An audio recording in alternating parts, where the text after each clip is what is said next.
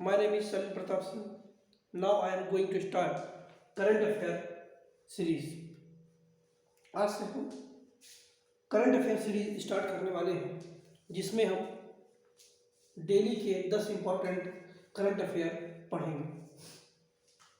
ये हमारी current affair series जो है 1 नवंबर 2021 से स्टार्ट होगी और 1 नवंबर 2021 से हम daily current affair 10 important current affair पढ़ेंगे और मंथ के एंड में हम 100 इम्पोर्टेंट करंट अफेयर का एक वीडियो बनाएंगे। नाउ हम जो है फर्स्ट क्वेश्चन से स्टार्ट करते हैं। ये हमारा फर्स्ट क्वेश्चन है। ये पहला हमारा करंट अफेयर क्वेश्चन है। 16th G20 सम्मेलन 2021 की अध्यक्षता इटली में की जा रही है, इटली ने की है। और जो हमारा G20 जो समूह है उसकी जो 16वां जो सम्मेलन है वो इटली में होने जा रहा है। इस सम्मेलन में भाग लेने के लिए भारत के प्रधानमंत्री श्री नरेंद्र मोदी जी रोमा कन्वेंशन सेंटर पर पहुंच चुके हैं और ये जो हमारी G20 समिट है वो स्टार्ट हो चुकी है। थोड़ा सा हम G20 के बारे में विस्तार से पढ़ेंगे। G20 जो समूह है वो उसकी स्थापना 26 सितंबर 1999 को हुई थी। जो स्थापना था इसकी 26 सितंबर 1999 में की गई थी। और G20 जो समूह है उसका भारत भी एक हिस्सा है। भारत भी G20 समूह का हिस्सा है। ये बहुत ही इंपॉर्टेंट क्वेश्चन बनता है कि क्या भारत G20 समूह का हिस्सा है? तो यस, भारत G20 समूह का हिस्सा है। जो G20 समूह जो बनी है वो 19 कंट्री प्लस यूरोपियन यूनियन को मिलाकर के बनी है। ये जो G20 है ग्रुप है वो 19 कंट्री और यूरोपियन यूनियन को मिलाकर बनी है। जो हमारा G20 का जो पहला सम्मेलन हुआ था, समूह का जो पहला सम्मेलन हुआ था उस 2008 में अमेरिका में हुआ था। 2019 का जो सम्मेलन 16th summit of G20 held at Italy. और 2022 का जो सम्मेलन होगा वो इंडोनेशिया में होगा। और जो 2023 का शिखर सम्मेलन होगा G20 का वो कहाँ होगा? भारत में होगा। ये बहुत ही ज़्यादा इम्पोर्टेंट यहाँ से क्वेश्चन निकल के आते हैं। एग्जाम में आता है कि 2022 का G20 शिखर सम्मेलन कहाँ होगा? तो कहाँ होगा? इंडोनेशिया में होगा। उसके बाद क्वेश्चन आता है कहाँ 2023 का कहाँ होगा? तो कहाँ होगा? इंडिया में होगा। Okay, got it. नाउ दूसरा हमारा क्वेश्चन है करंट अफेयर का। जो दूसरा क्वेश्चन है वो है मुफ्त राशन और कोविड की पहली खुराक उपलब्ध कराने में 100% लक्ष्य किस राज्य ने हासिल किया? तो राज्य है गोवा। राज्य है गोवा जिसने मुफ्त राशन और कोविड की पहली खुराक जनता को 100% उपलब्ध करा दिया है। वो राज्य है गोवा। जो गोवा के सीएम है वो कौन है? प्रमोद सावंत जी है। जो प्रमोद सावंत जी गोवा के सीएम प्रेजेंट में। और जो गोवा है वो हमारा रेबीज मुक्त भी घोषित किया गया है। रेबीज फ्री हमारा गोवा जो है घोषित किया गया है। और 100% इलेक्ट्रिफाइड स्टेट का भी दर्जा दिया गया है। किसको? गोवा को दिया गया है। और जो गोवा के गवर्नर है वो कौन है? PS श्रीधरन पिल्ले जी। PS श्रीधरन पिल्ले जी जो है वो गोवा के कौन है? गवर्नर, राज्यपाल। Now third question, third important question, किस बैंक ने bankbazaar.com के साथ ब्रांडेड कार्ड लॉन्च किया है? मतलब किस बैंक ने bankbazaar.com के साथ ब्रांडेड कार्ड जो है लॉन्च किया है? वो बैंक है answer yes bank. Yes bank ने bankbazaar.com के साथ ब्रांडेड कार्ड लॉन्च किया है। यस बैंक की स्थापना 2004 में हुई थी और जो यस बैंक का जो हेडक्वार्टर है कहाँ है? मुंबई में। और जो प्रेजेंट चेयरमैन है यस बैंक के, चेयरमैन नहीं, सीईओ चीफ एग्जीक्यूटिव ऑफिसर जो है वो कौन है? प्रशांत कुमार। कौन है? प्रशांत कुमार। प्रशांत कुमार जो है वो यस बैंक के सीईओ। फोर्थ इंपॉर्टेंट क्वेश्चन, चौथा हमारा इंपॉर्टेंट क्वेश्चन निकल के आते हैं, वो क्या बन सकता है कि WHO के महानिदेशक डायरेक्टर जनरल किसको नियुक्त किया गया है? कौन बने हैं? तो जो WHO वर्ल्ड हेल्थ ऑर्गेनाइजेशन, जिसका फुल फॉर्म है वर्ल्ड हेल्थ ऑर्गेनाइजेशन, उसके महानिदेशक या फिर कह सकते हैं डायरेक्टर जनरल किसे नियुक्त किया गया है? वो है Tedros Adhanom Ghebreyesus. Tedros Adhanom Ghebreyesus ji को दोबारा नियुक्त किया गया है, WHO महानिदेशक के रूप में नियुक्त किया गया है। WHO की स्थापना 7 अप्रैल 1948 को की गई थी और जो इसका हेडक्वार्टर है वो है जिनेवा। हमारा जो फिफ्थ क्वेश्चन है करंट अफेयर का, वो है भारत के रिजर्व बैंक ऑफ इंडिया के 25वें गवर्नर के रूप में शक्तिकांत दास जी को दोबारा से 3 सालों के लिए नियुक्त किया गया है। और ये इसका जो प्रभार है ये 10 दिसंबर 2021 से लेंगे और अगले 3 साल के लिए। जो हमारा RBI गवर्नर की जो नियुक्ति है, इंपॉर्टेंट नोट्स में देखिए आप, RBI गवर्नर की जो नियुक्ति कौन करता है? वो करता है भारत के प्रधानमंत्री जी करते हैं। और किसकी सलाह पर करते हैं? तो वित्त मंत्री जी के सलाह पर करते हैं। ये बहुत ही इंपॉर्टेंट क्वेश्चन है, कभी भी आ सकता है कि RBI गवर्नर की नियुक्ति कौन करता है और किसकी सलाह पर करता है?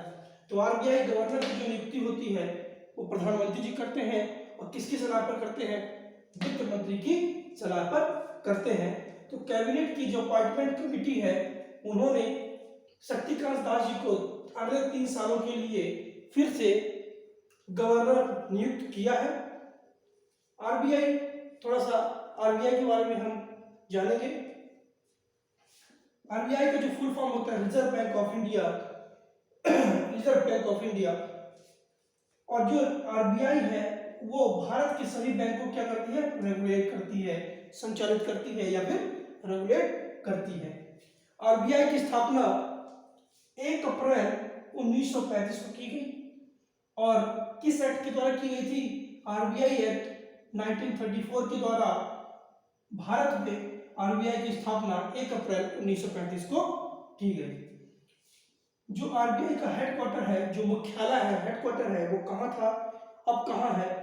तो जो RBI का मुख्यालय स्टार्टिंग में, शुरू में कोलकाता पे था, कोलकाता पे पर था।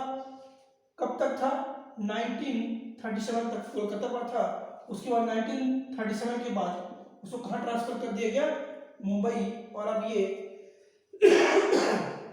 1937 के बाद RBI का जो हेडक्वार्टर है, मुख्यालय है, वो मुंबई पर स्थित है।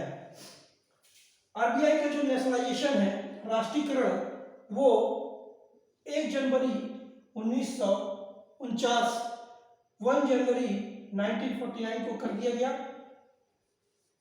और जो आरबीआई के पहले गवर्नर थे, जो आरबीआई के फर्स्ट गवर्नर थे, इंग्लिश गवर्नर, आरबीआई के फर्स्ट इंग्लिश गवर्नर वो थे सर ओसबोर्न। कौन था?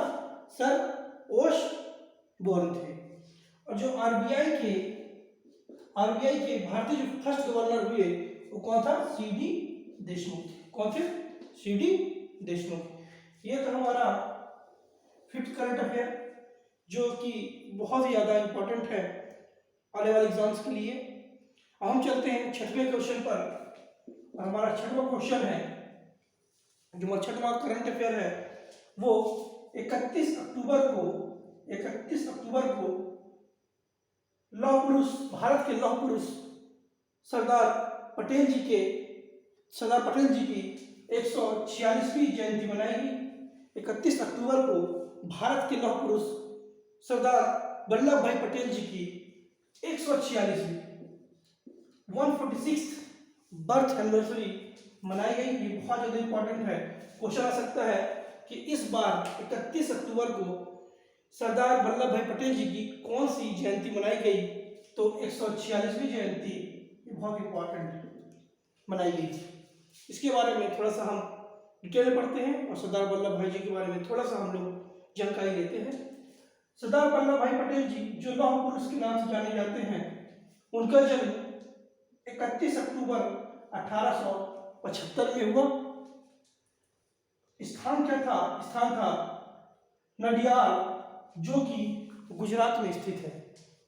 नडियाद, जो कि गुजरात में स्थित है, इनकी जन्मस्थली है। स्वतंत्र भारत के जो हमारे लौह पुरुष सरदार वल्लभ भाई पटेल जी थे, वो स्वतंत्र भारत के पहले गृह मंत्री एवं उप प्रधानमंत्री बने। ये हमारे जो पंडित सरदार वल्लभ भाई पटेल जी थे, वो हमारे स्वतंत्र भारत के पहले गृह मंत्री भी थे और पहले उप प्रधानमंत्री भी थे हमारे पटेल जी। 2014 से 31 अक्टूबर को पटेल जी के सम्मान में राष्ट्रीय एकता दिवस के रूप में मनाया जाता है। 31 अक्टूबर को प्रतिवर्ष 2014 से लेकर के अब तक हमारे जो है राष्ट्रीय एकता दिवस के रूप में मनाया जाता है। किसके सम्मान पे मनाया जाता है? हमारे सरदार वल्लभ भाई पटेल जी के सम्मान पे मनाया जाता है। सरदार वल्लभ भाई पटेल जी के सम्मान में गुजरात के नर्मदा डिस्ट्रिक्ट पर केवड़िया एक स्थान है, जो कि नर्मदा डिस्ट्रिक्ट पर स्थित है। वहाँ सरदार वल्लभ भाई पटेल जी के सम्मान पर स्टैच्यू ऑफ यूनिटी का निर्माण किया गया। स्टैच्यू ऑफ यूनिटी का निर्माण किया गया किसके सम्मान पे? पंडित सरदार वल्लभ भाई पटेल जी के सम्मान पे किया गया। Now in second question, 7th question, सातवां जो करंट अफेयर है वो है फेसबुक जो आप सब चलाते हो, इसके बारे में सभी को पता है। Facebook is no longer Facebook, it is getting new name, its name is Meta। Facebook का नाम जो है फेसबुक से बदल करके मेटा कर दिया गया है। फेसबुक से बदल करके मेटा कर दिया गया है। अब ये समझिएगा कि मेटा करने से क्या फेसबुक का नाम मेटा हो जाएगा? नो, फेसबुक जो है फेसबुक ही रहेगा। जो मेटा है एक्चुअली में वो पेरेंट कंपनी बन जाएगी फेसबुक की, व्हाट्सएप की एंड इंस्टाग्राम की। ये तीनों कंपनियां जो है, ये तीनों कंपनी की जो पेरेंट कंपनी रहेगी वो कौन है? मेटा। ठीक है, तो जो सीईओ है फेसबुक के, जो सीईओ थे है अभी भी, वो कौन है? मार्क जुकरबर्ग जो है वो सीईओ किसके हैं? फेसबुक के सीईओ या फिर मेटा के सीईओ हैं मार्क जुकरबर्ग। बहुत ही ज्यादा क्वेश्चन आते हैं, सभी बड़ी बड़ी कंपनियों के सीईओ पूछे जाते हैं एग्जाम में इसलिए मार्क जुकरबर्ग को याद करके रखिए, ये जो है मेटा कंपनी या फिर फेसबुक के, इंस्टा, व्हाट्सएप के कौन सीईओ है, फेसबुक के सीईओ। राष्ट्रीय कंपनी अपन आते हैं 8th क्वेश्चन। राष्ट्रीय कंपनी कानून अपीलीय न्यायाधिकरण NCLAT के नए अध्यक्ष कौन बने हैं? तो जो है राष्ट्रीय कंपनी कानून अपीलीय न्यायाधिकरण ट्रिब्यूनल के जो अध्यक्ष बने हैं, चेयरमैन बने हैं, उनका नाम है अशोक भूषण। ये बहुत इंपॉर्टेंट क्वेश्चन है, इसको आप स्टार मान लीजिए। अशोक भूषण जो है वो NCLAT के हमारे अध्यक्ष बने हैं, चेयरमैन बने हैं। नाउ 9th क्वेश्चन, समुद्र की गहराई में अनुसंधान करने के लिए भारत के पहले मानव युक्त समुद्री अभियान का क्या नाम है? मानव युक्त समुद्री अभियान का क्या नाम है? समुद्र की गहराई में अनुसंधान करने के लिए जो हमारे पास मानव युक्त समुद्री अभियान जो चालू किया गया है, उस अभियान का क्या नाम है? उस अभियान का नाम है समुद्रयान। क्या नाम है? समुद्रयान। इसके बाद भारत उन देशों में गिना जाएगा जो समुद्र के अंदर क्या कर रही है? अनुसंधान कर रही है, रिसर्च कर रहे हैं। ओके, याद रखिएगा, समुद्रयान इसका नाम है, इस अभियान का समुद्रयान, इस अभियान का नाम है। नाउ 10th क्वेश्चन, बहुत इंपॉर्टेंट ये भी।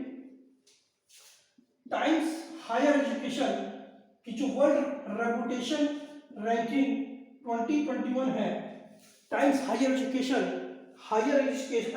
की जो वर्ल्ड रेपुटेशन रैंकिंग 2021 है, उस पर ये क्या करता है?